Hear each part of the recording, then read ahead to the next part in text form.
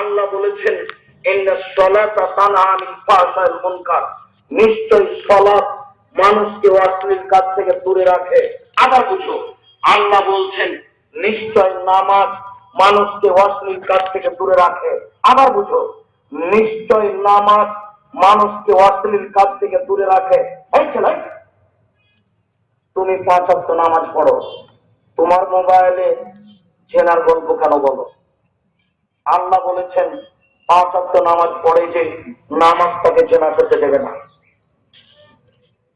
তোমার ভাবি বোরকা পরে থাকে, তোমার ভাবি তাহাজ্জুদ পড়ে, নির্দ্বিধায় তোমার ভাবি মোবাইলে জেনার গল্প করে, বলো তাহলে আল্লাহ কি মিথ্যে কথা বলেছেন? নাউজুবিল্লাহ, আল্লাহ মিথ্যে কথা বলেননি। বলো রহস্য কি? শুনুন, আমি মনে হয় কথা বুঝাতে পারছি না, আবার বলবো কি? আল্লাহ বলছেন যে নামাজ মানুষকে কি করে? অশ্লীল কাজ থেকে দূরে রাখে। আমি মনে হয় বুঝাতে পারছি না। আল্লাহ বলছেন যে নামাজ মানুষকে কি করে? অশ্লীল কাজ থেকে দূরে রাখে। এই যে ছেলেগুলি দেখছেন, এই যে পাশে মেয়েগুলি আছে, এদের প্রায় জেনার গল্প আছে। 5 ওয়াক্ত নামাজ পড়ে, আবার কেউ তো তাহাজ্জুদ করে। তাহলে জেনার গল্প কেন? আর আল্লাহ মিথ্যা কথা বলেছেন? জি না, হিসাব করতে হবে। ঈমান ভিন্ন জিনিস। আল্লাহ নবী বলেছেন ঈমানের 7 বিভাগ আছে। ঈমান যত বেশি হবে পাপ তত কম হবে।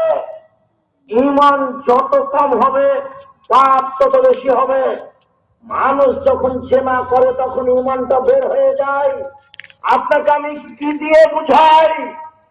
আমি বুঝানোর কোন পথ ঘাট পাচ্ছি না। আমি আল্লাহ রাসূল যেভাবে বলেছেন সেভাবেই বলার চেষ্টা করছি, তবে বুঝাতে ব্যর্থ। জাতির তেমন কোন উপকার করতে পারলাম না। যাদের সামনে লক্ষ জনতা, তারা কোরআন হাদিসের কথা বলে না, মিথ্যা কিসসা কাহিনী বলে। আপনাকে আমি হাদিস কি দিয়ে বুঝাই? আল্লাহর নবী বলছেন মানুষ যখন জেনা করে তখন ঈমান বের হয়ে যায়। ঈমান যত বেশি হবে পাপ তত কম হবে। ঈমান যত বেশি হবে পাপ তত কম হবে। ঈমান যত কম হবে পাপ তত বেশি হবে। দেখো যুবক, তোমাকে আবার একটু এই কথাটা বুঝাই। এইদিকে দেখো তো, আবার তোমাকে বোঝানোর চেষ্টা করি। এই ঘরে তুমি বসে কি যেন করছিলে? এই ঘরে তোমার নাম খালেদ। এই ঘরে বসে তুমি যেন কি করছিলা? তোমার ভাবি তোমাকে দেখেনি, তোমার ভাবির মাথায় কাপড় ছিল না, ওই ঘর থেকে বেশিয়ালের ঘরে চলে